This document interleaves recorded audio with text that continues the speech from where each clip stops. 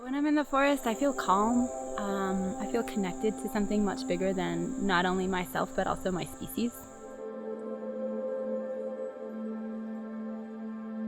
And so Big Ivy in particular, it's really magical. It's got a lot of sacred spots that most people don't know about. It's the oldest tree I've ever found on the East Coast.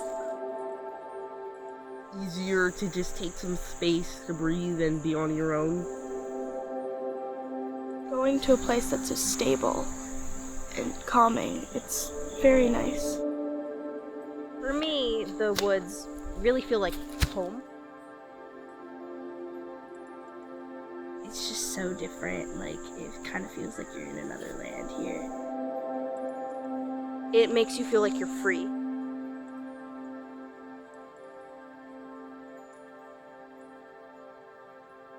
There's not words for it. It's a remarkable national, international heritage, a viewshed like that.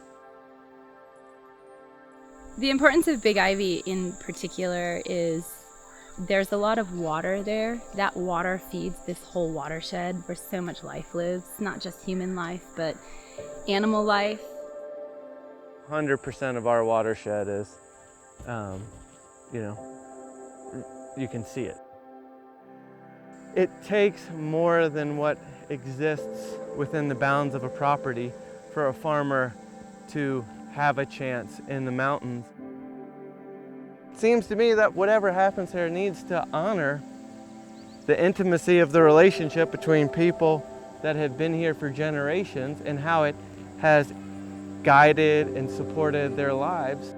Who knows what any proposed logging could do up there. Certainly there's a lot of concern, and I think that's justly so. Every time I drive to the farm, I see more and more invasives up the valley, up the watershed, taking hold. Big Ivy is this really big piece in this greater structure of nature around Asheville. Without our forest functioning and being intact, we don't have a future here.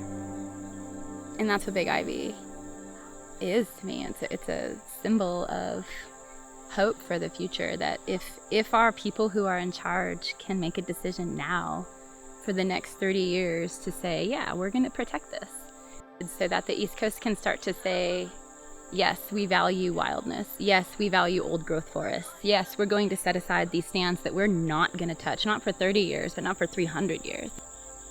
It's not our place to cut down. It's not our place to say whose it is. It'd be like cutting down like one of the ancient gods' houses. Like you wouldn't go and do that. It doesn't belong to you. It's a forest. You don't cut down a forest. It's kind of messed up. To not have the forest. I think it would, I don't know. I can't imagine it really.